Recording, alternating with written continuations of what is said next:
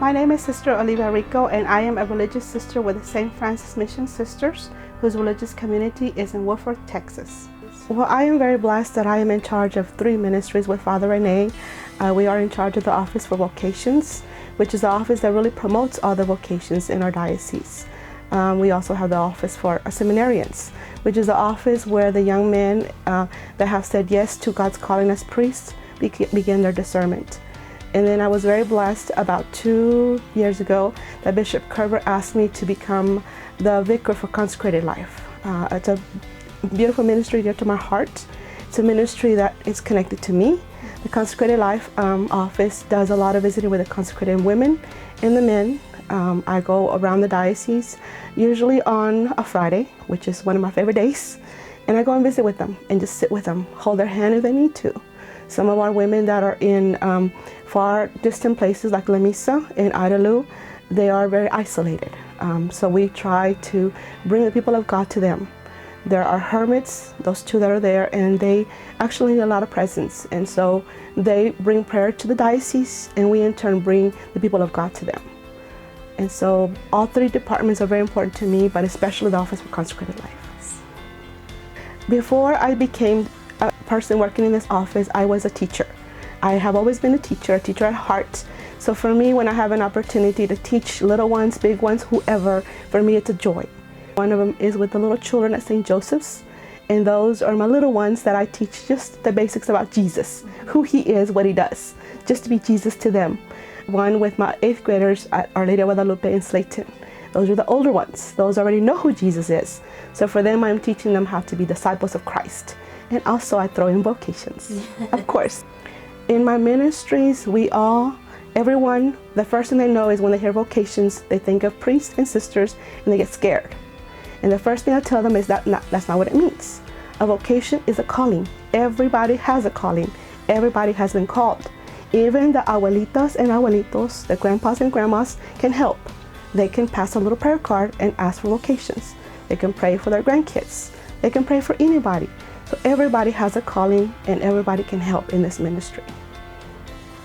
Well, one of the things that was given to me as a challenge 2 years ago by Father John Oleg was to visit the parishes in the Diocese of Lubbock. So I started with the Snyder Deanery, and when I went to the priest, I told them, here I am, put me to work. And they heard me. So whenever I went to visit, they said, Sister, I need help with catechists. I need help with RCIA. I need help with all these different things, nothing with vocations. So I had to kind of put in vocations to them and say, I am the vocation assistant. Mm-hmm. But they heard, I am here to help. Mm-hmm. And so I don't have other resources, but I do know my friends that I work with at the diocese. I know their gifts, I know their skills. And so I use that to help me and to help them so they could go forth to serve the people of God in the different parishes.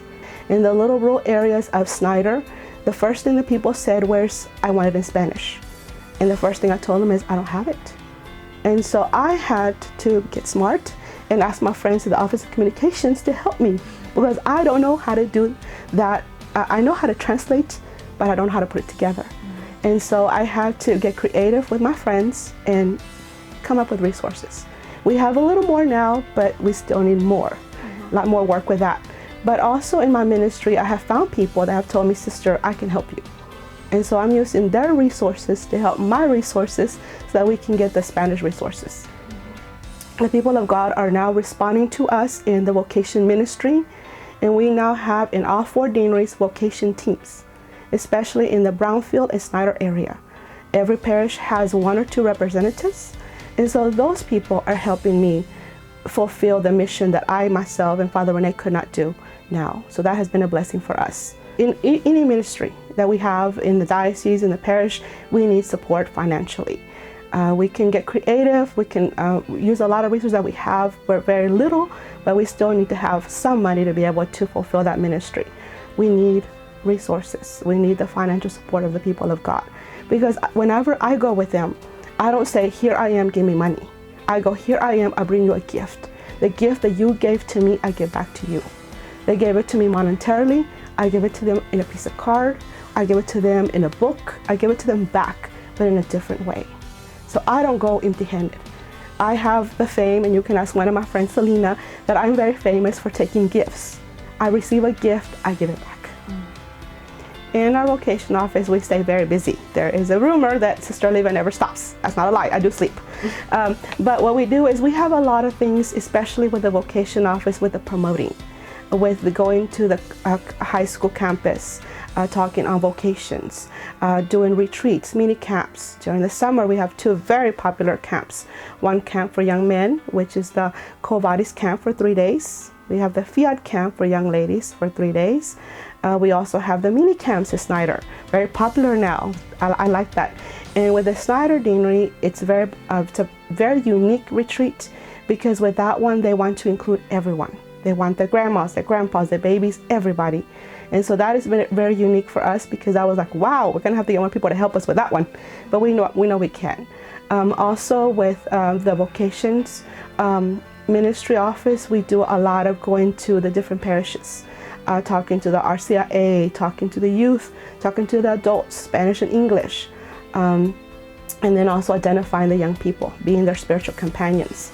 And once they say yes, especially the young men, we walk with them by doing other paperwork, by filling out applications, looking for resources for them so that we can send them to college. And then after that, they become seminarians. What a blessing whenever they get ordained. And so this year, we're very blessed. We're going to have 3 ordinations.